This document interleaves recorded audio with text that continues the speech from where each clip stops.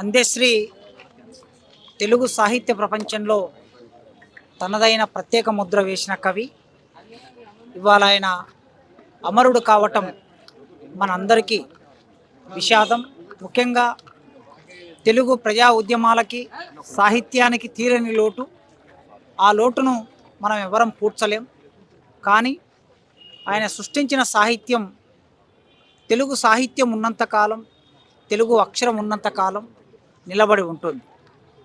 సామాన్య జీవితం నుంచి వచ్చినవాడు, పూర్తిగా అకాడమిక్ చదువులు పూర్తి చేయకుండా చిన్నప్పుడు పశువులుగాసే పాలబుగ్గల జీతగాడిగా ఉండి ఆ తర్వాతి క్రమంలో హైదరాబాద్కి వలస జీవితంతో హైదరాబాద్కు వచ్చి బతుకు తెరువు కోసం అనేక పనులు చేసి ఆ క్రమంలో అక్షరాలని చదవటం, రాయటం కొద్ది మేరకు నేర్చుకొని సాహిత్యానికి దగ్గరయ్యాడు.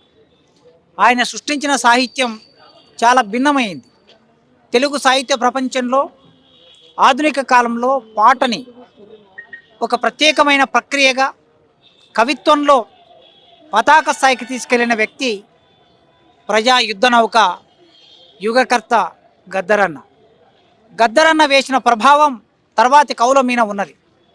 ఆ గద్దరన్న ప్రభావంతో చాలా సందర్భంలో అందశ్రీ గారు చెప్పుకున్నారు, మా అందరికీ పునాది వేసిన వ్యక్తి గద్దర్. ఆ గద్దరు వేసిన పునాది మీద పాటలు రాయటం, మాటలు చెప్పటం మేమందరం నేర్చుకున్నామని అన్నాడు. అట్లా గద్దరు సృష్టించిన ప్రజా సాహిత్యపు వెలుగులో, ఆయన రూపొందించిన పునాదిలో భాగంగా అందశ్రీ పాటను ఎత్తుకున్నాడు. నిజానికి చాలామంది పాటలు రాసే కవులు ఇప్పటికీ ఉన్నారు, ఆనాడు ఉన్నారు. గద్దరన్నతో సమకాలీనంగా గూడ అంజన్న లాంటి వాళ్ళు, చెరబండరాజు లాంటి వాళ్ళు పాటలు రాశారు. కానీ అందశ్రీకి ఉన్న ఒక ప్రత్యేకత, ఎవరికి లేని ప్రత్యేకత. వీళ్ళందరూ డిగ్రీ వరకు చదువుకున్న వాళ్ళు, ఇంటర్మీడియట్ వరకు చదువుకున్న వాళ్ళు, కనీసం 10th క్లాస్ వరకు చదువుకున్న వాళ్ళు. ఏనాడు పాఠశాలకు వెళ్లకుండా అక్షరాన్ని అదిమి పట్టి ఒడుపుగా ప్రయోగించిన వ్యక్తి అందశ్రీ. అది ఆయన ప్రత్యేకత. ఆ అందశ్రీ పాట బహుశా నాకు తెలిసి 1993 అనుకుంటా ఆయన మొదటి పాట వచ్చింది. 93 అంటే ఇప్పటికి 30 ఏళ్ళు గడిచిపోయింది ఆయన పాట వచ్చి. తర్వాత తెలంగాణ ప్రజలందరూ ఉద్యమ గానం చేసిన పాట మనందరికీ తెలుసు. ఆనాడు రోడ్డు మీద పోరాటం, ట్యాంక్ బండి మీద పోరాటం, నెక్లెస్ రోడ్డు మీద పోరాటం, పాఠశాలలో పోరాటం, కళాశాలలో పోరాటం. ఎక్కడ పోరాటం నడిచినా జయ జయ తెలంగాణ అనేది ఆ పాట అనధికారికంగా రాష్ట్ర గీతంగా మారింది. మా తెలుగు తల్లికి మల్లెపువ్వు దండ అనే పాట పాడవలసిన చోట తెలంగాణ సమాజం అంతా ప్రకటించుకున్నది. తెలంగాణ రాష్ట్రం ఏర్పడక ముందే 2010, 2011, 12, 13, 14న తెలంగాణ రాష్ట్రం ఏర్పడింది. కానీ ఆ మొదటి ఒక 5-6 సంవత్సరాలు జే జే తెలంగాణ అనే పాట పాఠశాలలో, కళాశాలలో ప్రార్థన గీతంగా మారింది. అంత అద్భుతమైన పాట రాశాడు. దానితో పాటు మాయమైపోతున్నాడమ్మో మనిషన్నవాడు అని, ఈ సమాజంలో మనిషికి మానవీయ సంబంధాలు, మానవ సంబంధాలు తెగిపోతున్నప్పుడు డబ్బు కట్టలు మాత్రమే విలువనిస్తున్న రోజుల్లో మాయమైపోతున్న మనిషి గురించి గోస చెందాడు. అలా సమాజంలో ఏ సందర్భంలో ఏ అంశం మీద పాట రాయాలనుకున్నా అందశ్రీది ప్రత్యేకమైన ధోరణి. గద్దరన్నలాగా రాయడానికి చాలామంది ప్రయత్నం చేశారు, గోరుటెంకన్నలాగా రాయడానికి చాలామంది ప్రయత్నం చేశారు, గూడ అంజన్నలాగా రాయడానికి చాలామంది ప్రయత్నం చేశారు. కానీ అందశ్రీ ఎవరిలాగా రాయలేదు. అందశ్రీలాగా రాశాడు.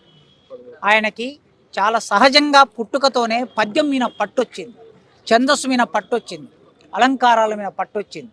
అందుకే ఛందోబద్ధంగా పాటని రాసి అందరి చేత మెప్పించగలిగిన శక్తి అందశ్రీకి ఉన్నది.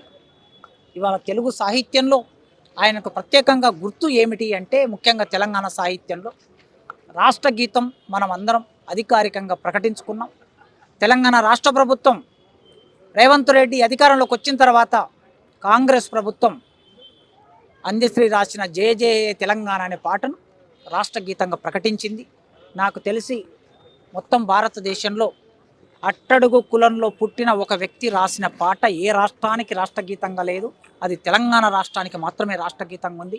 అలాంటి గొప్ప గౌరవం అందశ్రీ గారికి ఇచ్చాం. ఇవాళ మన ముందు అందశ్రీ లేకపోవచ్చు, కానీ ఆయన సాహిత్యం గుర్రం జాషువా చెప్పినట్లు రాజు మరణించెనొక తార రాలిపోయే, సుకవి మరణించెనొక తార గగనమెక్కే, రాజు జీవించే రాతి విగ్రహములందు, సుకవి జీవించే ప్రజల నాలుకల యందు అన్నాడు.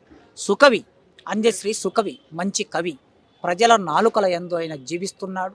కానీ ఆ కుటుంబానికి మనం ఆయన లేని లోటును తెచ్చివ్వలేము.